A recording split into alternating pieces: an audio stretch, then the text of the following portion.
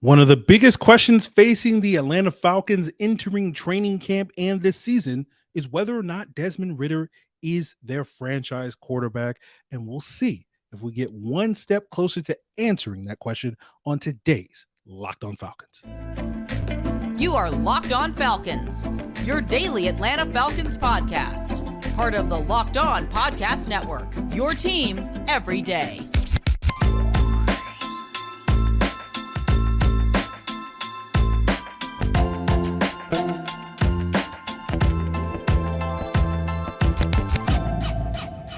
So, guys, you know me. I'm Aaron Freeman, aka Mr. Drew, aka Sirius Black, and of course, the very humble host of this illustrious Locked On Falcons podcast, your daily Atlanta Falcons podcast, part of Locked On Sports Atlanta, your team every day. And today's episode is brought to you by LinkedIn Jobs, who are going to help you find the qualified candidates that you want to talk to faster. Post your job for free at linkedin.com/lockedonnfl. That's linkedin.com/lockedonnfl to post your job for free. Terms and conditions apply.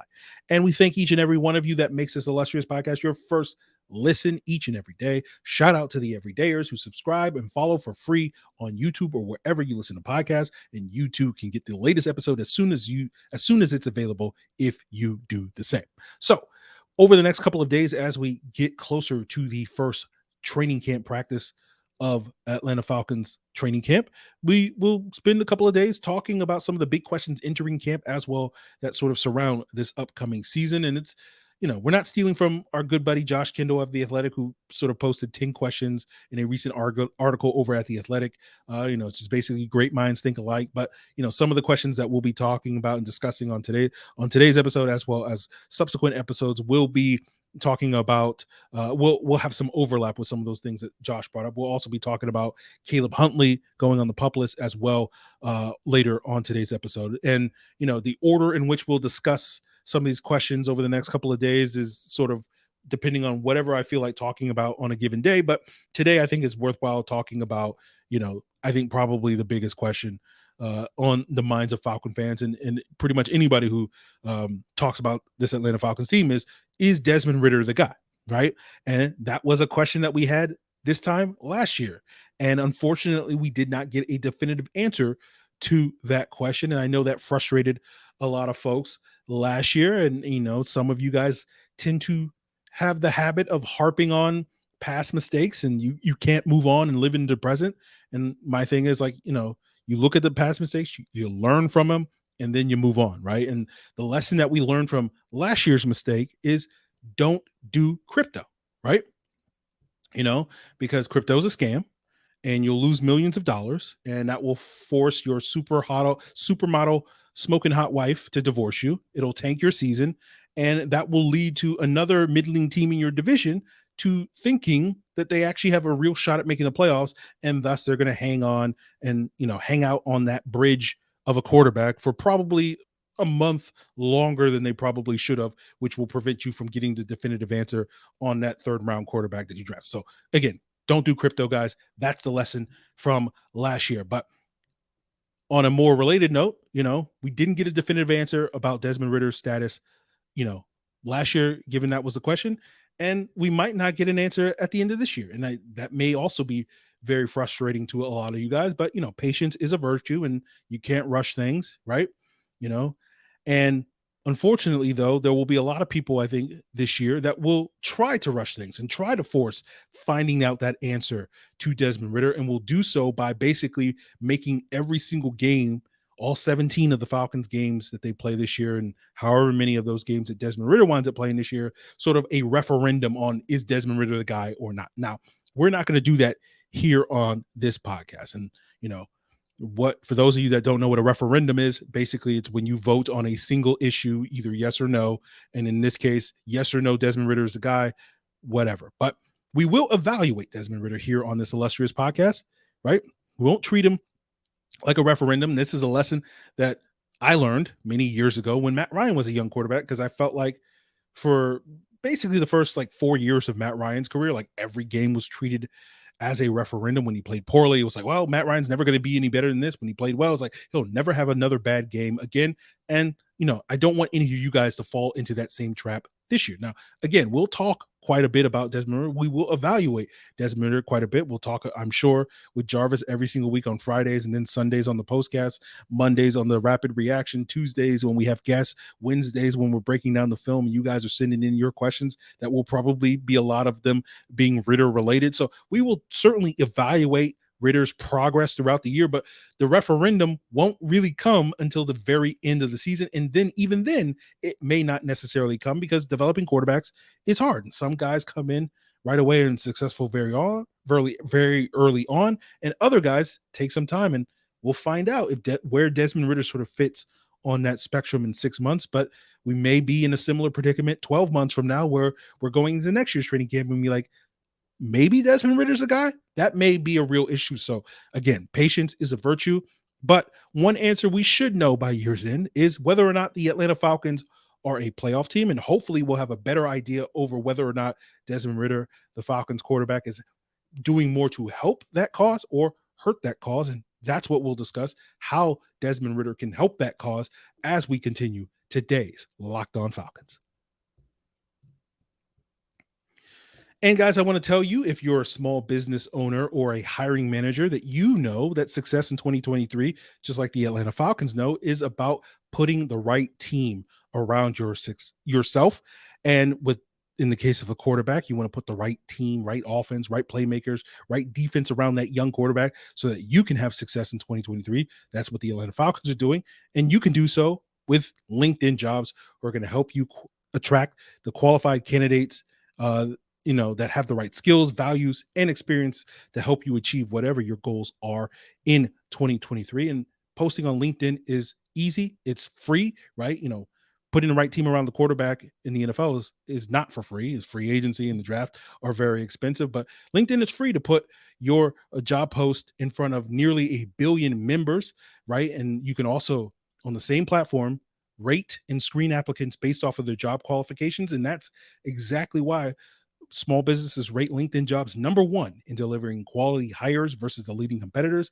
LinkedIn is going to help you find the qualified candidates that you want to talk to faster. Post your job for free at linkedin.com/LockedOnNFL. That's linkedin.com/LockedOnNFL to post your job for free. Terms and conditions apply. So as we continue today's Locked On Falcons, let's talk a little bit about Desmond Ridder's 2022 debut. And I thought we saw flashes of Desmond Ridder's potential in those first 4 games, but hopefully as we go through, the next 17 games that Desmond Ridder makes, we'll see maybe some more prolonged, sustainable light rather than just the sort of quick flashes, right? And that was something that we saw from a young Matt Ryan the last time the Falcons had a young quarterback that they were trying to develop into their franchise quarterback. And let's talk about Matt Ryan for a second. Right. And I'm going to say some things on today's episode that to some of you guys may sound like I'm knocking Matt Ryan, but it's more to illustrate that Matt Ryan, like Desmond Ridder, had some ups and downs early in his career. Now, the ups definitely outweighed the downs, but the downs were there, especially early on in his rookie season. And part of the reason why people tend to ignore the downs that Matt Ryan had early on in his career, because it doesn't necessarily fit with the narrative, right? Because we know how it ended with Matt Ryan, that he became a very good quarterback in the NFL, a borderline Hall of Fame caliber quarterback. And so it's easy to just sort of dismiss the bad because it doesn't really factor into the long term of that story. Just like when we know that with a certain draft pick or coach or general manager, people like to harp on the bad because we know it didn't quite work out for that player. For example, you look at the Falcons' former general manager and Thomas Dimitroff, and people like to harp on the Duke Rileys and the Parade Jerrys and all those, early round misses, but, they don't bring up the fact that in 14 years as a general manager, Thomas Dimitroff drafted 13 Pro Bowlers. That number will be 14 Pro Bowlers if and when A.J. Terrell makes a Pro Bowl this upcoming season. And there aren't that many NFL GMs that could say that they achieved that. But of course, since Thomas Dimitroff is the worst general manager in a lot of people's eyes, acknowledging any of the good that he did here in Atlanta doesn't necessarily fit that narrative that they are pushing. And one of the narratives surrounding Desmond Ridder from last year is that he only was good against bad teams, right? The tanking Arizona Cardinals, the Bucs backups. And I don't think that's a true statement, but let's for a second assume it is. That didn't really matter when it came to Matt Ryan, because do you know who Matt Ryan's first 2 wins were against? The Detroit Lions, who wound up being 0-16 that year in 2008, arguably the worst NFL team in league history, and the 2-14 Chiefs. Right. And again, I don't say that to knock Matt Ryan. I just point that out because ultimately you guys know in the long run that, the quality of your first couple of wins in the NFL don't really matter. The quality of the opponent, that is, don't really matter in the long run. And, it's not like Matt Ryan didn't also struggle early in his career, just like Desmond Ridder did, right? Matt Ryan's second start came on the road against Tampa Bay.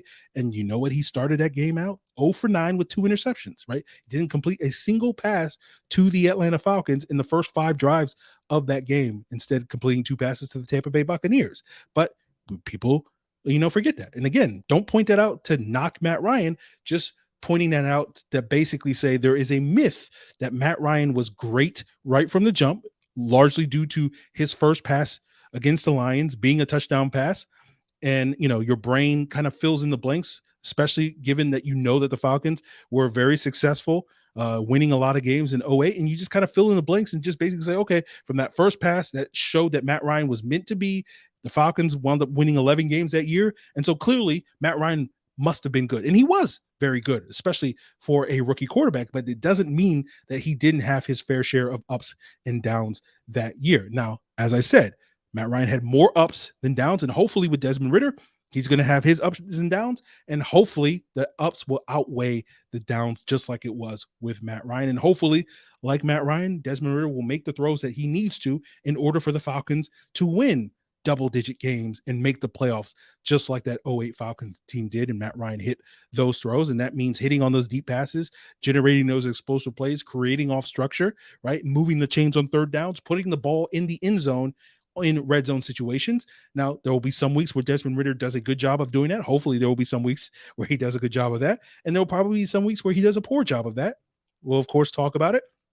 But that is the case with a lot of young quarterbacks, if not all young quarterbacks. Again, the whole point of this conversation is to poke holes in the mythology that surrounds a lot of successful young quarterbacks. So we can use a more recent example of a young quarterback that came in and had a lot of success than Matt Ryan, in the last couple of years. Justin Herbert's a great example of that, who, was relatively speaking to most rookie quarterbacks historically good as a rookie back in 2020. But people, again, forget that he had his fair share of ups and downs, right? Again, the ups far outweighed the downs, but there were downs there, right? You might remember that the Falcons faced a rookie Justin Herbert back in week 14 in 2020, but you might forget that the previous week, the Chargers got absolutely destroyed by the Patriots 45-0. And the week before that, Herbert, in a loss to the Bills, turned the ball over 3 times. So you know what the Chargers did? They say, okay, Justin, we need to pull back. We need to pull back and just ask you to manage the game. We're going to focus on running the football to Austin Eckler. We'll get you in some 3rd and shorts,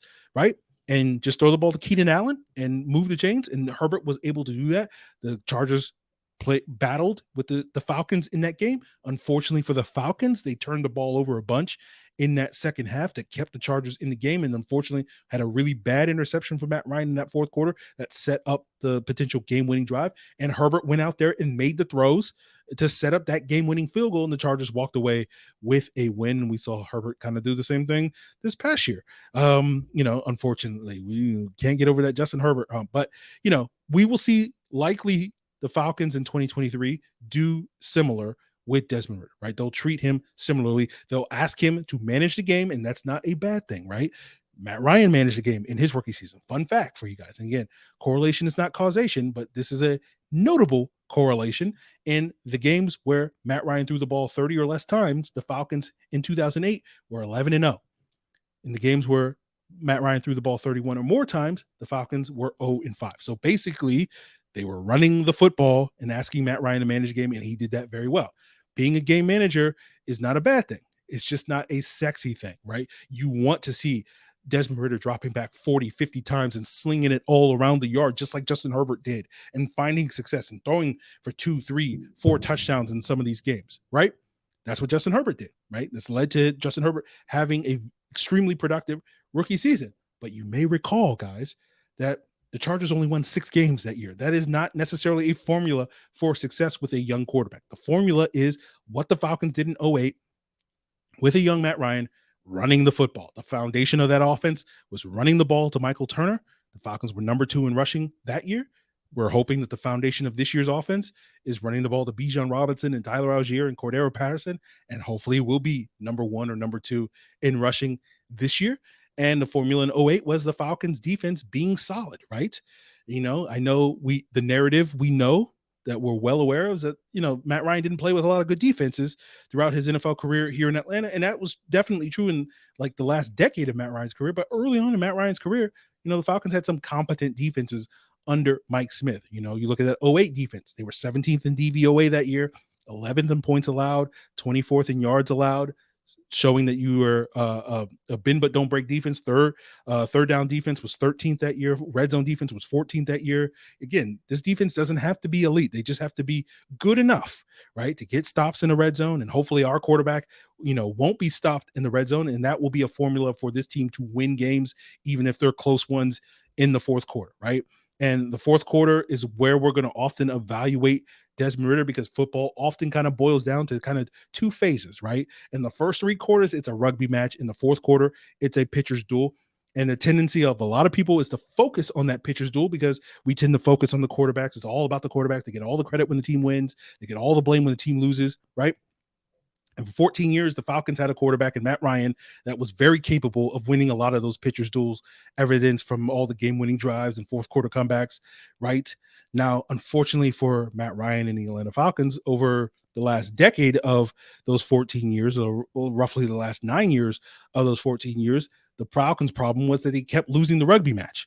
And that really held back the team. But early on in Matt Ryan's career, they weren't losing those rugby matches, right? If you go back and you look at those game-winning drives, those fourth quarter comebacks, especially in Matt Ryan's rookie year, where he had 4 of those, it was often the Falcons going up early in the game, having a lead at fourth quarter at halftime, then blowing that lead in the third quarter.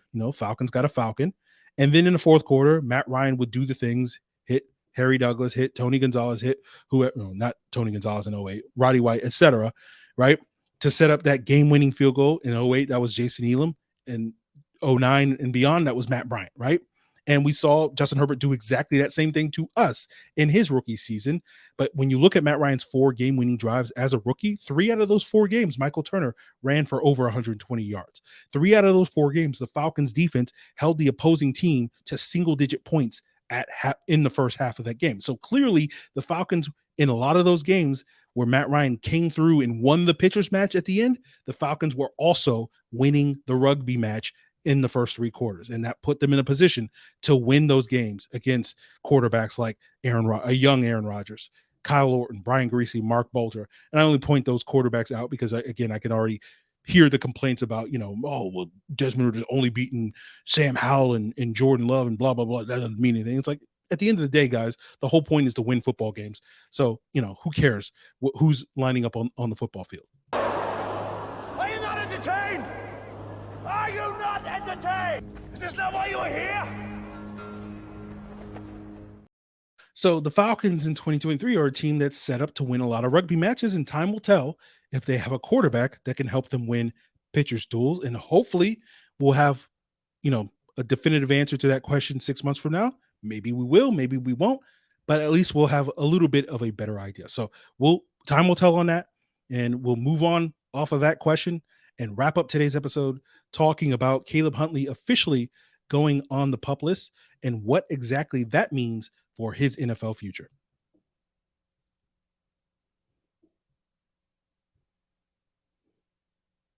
So if you missed the news on Thursday, Caleb Huntley officially went on the PUP list, due to his recovery from the Achilles tear that he suffered in week 15 last year against the New Orleans Saints. And everydayers, if you've been checking out the podcast for the last 2 or so months, you've heard me mention that as a possibility, if not likelihood. And I basically would say we'll get into that in further detail if and when that happens. And of course, it just happened. And for those of you that don't know what the PUP list is, it's the PUP, the physically unable to perform list. There are 2 types. There's the training camp version of it, and there's the regular season version of it. We'll talk about what the regular season version of that looks like a little bit later. But more importantly, the camp version is also known as the active PUP list because it means that the player still counts towards the active 90-man roster in training camp. And basically it is for players that are too injured to practice at the start of training camp. And if and when that player is healthy enough to practice again, they will come off the PUP list, no ifs, ands, or buts about it. We've seen the Falcons use it a number of times the last couple of summers heading into training camp. Last year, they did it with Deion Jones. The year before, Matt Gano, Desmond Ridder, and Caleb Huntley all went on the PUP list. And we saw 4 different outcomes with those 4 players. With Deion Jones, he did come off of it prior to the final preseason game. Then he went back on injured reserve, and then the Falcons traded him midseason. Matt Gano never came off the PUP list, spent the entirety of that 2021 season out with a neck injury and wound up never playing another snap in the NFL. Desmond Ridder wound up getting released with an injury settlement from that injury that he suffered going into 2021. Was able to continue his NFL career currently now with the Tampa Bay Buccaneers. And Caleb McGarry, of course, came off of it, went on to regain his starting right tackle position, snatching it from Jalen Mayfield, pushing Jalen Mayfield to the left guard position. And, the rest, has been a incredible, vacation that we've had the last couple of years on McGarry Island. So we'll see if Caleb Huntley falls into similar outcomes, or maybe there's a 5th unknown outcome. And we'll see if and when Caleb Huntley is ready to come back, he'll come back. But more importantly, the question that we have to answer is what happens if he's not ready to come back at any point during training camp? And that's when he becomes eligible for the regular season version of the PUP list or the reserve PUP list, right? You can only be eligible for that regular season version or reserve PUP list if you are put on the active training camp version of the PUP list at the start, right? So in we get to final cuts, Caleb Huntley hasn't come off the PUP list. He can stay on the PUP list going into the regular season. And you contrast that with, say, another player that, say, on the second day of practice gets hurt. He can't go on the PUP list. He's only eligible for basically going on the injured reserve, potentially the short-term IR in that regard. And basically that's what the regular season version of the PUP list is. It is the original short-term IR before they had a short-term IR, which I think the league instituted back in 2016. That started out, you could miss 8 games and then come back, and a limited number of players. Then COVID hit, and now it's like you only miss 4 games, and then you have an unlimited number. And basically, the PUP list, I think the rules are you automatically miss the first 4 games of the season, and then starting in week 5 or whenever your 5th game comes up, a window, I think it's 3 or 5 weeks, where you can return to practice and be brought back to the 53-man roster.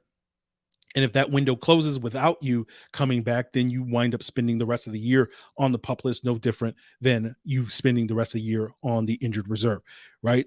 And with Huntley, I think, my expectation is kind of that the Falcons won't need to bring him back from the PUP list, whether that's in training camp or the regular season, because of the depth that they have at the running back position. There really isn't much room for him getting opportunities given the presence of Algier and Robinson and Patterson, but we'll see how that all plays out. And so I think the Falcons can kind of essentially redshirt Caleb Huntley this year, right? Give him a full year to recover from that Achilles injury, because we know that Achilles injury tends to be particularly devastating for running backs and can kind of, derail their entire careers. Now, you have a recent example of Cam Akers with the Rams, tore his Achilles in the summer of 2021, came back and played in December and January and helped contributed to that Rams Super Bowl run in that season. And we saw him, lead the Rams in rushing this past year and have a similar year production wise as he had in 2020, his rookie season before he had the injury. And so that's probably like the best case scenario. And hopefully we'll see Caleb Huntley do something similar, whether it's this year or next year. But more often than not, when you look at recent history of running backs suffering that Achilles tear, it takes a lot longer than basically a couple of months to come back, or a season to basically go by before they're back producing at a comparable level to what they were prior to their injury. Examples of that include Dante Foreman, suffered his Achilles tear in 2017. Then I think he had another injury in 2018. And it really wasn't until like 3 years later in 2021 when he got picked up by the Titans after the Falcons cut him that summer, right? Before we saw him looking like the Dante Foreman prior to his Achilles tear. Marlon Mack's another great example, had an Achilles tear in the season opener in 2020. It's kind of bounced around the league since then. It's currently out of the league now 3 years later. James Robinson suffered his Achilles tear at the end of the 2021 season. He did come back, had a 100-yard gain for the Jaguars at the beginning of 2022, but then wound up being cut by the Jaguars, kind of bounced around the league with multiple teams since then. Just recently got picked up, I think last week, by the Giants. So his career has been kind of derailed the last couple of seasons, and we'll see if it gets back on track this upcoming season with the Giants behind Saquon Barkley. But hopefully Caleb Huntley will, like Cam Akers, come back either this year or next year and pick up where he left off at, in 2022, where we saw Caleb Huntley actually outperform Tyler Algier in the first half of the season. We know Algier killed it down the stretch, but in the first half of that season, especially during that 4-week run where CP was out of the lineup and it was Huntley and Algier splitting carries, Huntley was the far more productive and efficient and effective runner during that 4-week window than Tyler Algier. And hopefully we'll get that version of Huntley as that high level RB3 moving forward, whether again that's this year or next year. I'm not going to bet against Caleb Huntley because he showed absolutely some of the best toughness I've ever seen, something that Arthur Smith and Terry Fontenot both noted after he suffered that injury in the Saints game where he tore his Achilles and then played another snap on that torn Achilles. And most people can't even walk or stand up with a torn Achilles. Like, that's kind of what it does. And he was able to pick up a blitz assignment in pass protection with a torn Achilles. That speaks to the toughness and work ethic, I guess you can say, of Caleb Huntley. So I am not going to bet against him that he may be, set new records in terms of coming back from this injury. But historically speaking, I'm not going to bet against him, but the odds aren't necessarily favoring it based off of recent history. So hopefully the Falcons can kind of use the pup list to their advantage and kind of redshirt him, kind of stash him for a year. And then, we won't need him this year because we should be good to go at the running back position. But then next year, right, he can step back in and be a contributor next year. And we can just kind of use this season as a redshirt year. So we'll see if that is the case, if he comes back this summer, if he comes back this regular season, or the Falcons stash him. So we'll find out in time. But that's going to do it for us here on today's Locked On Falcons. Tomorrow we'll talk about more of the big questions surrounding the Falcons heading into training camp in this upcoming season.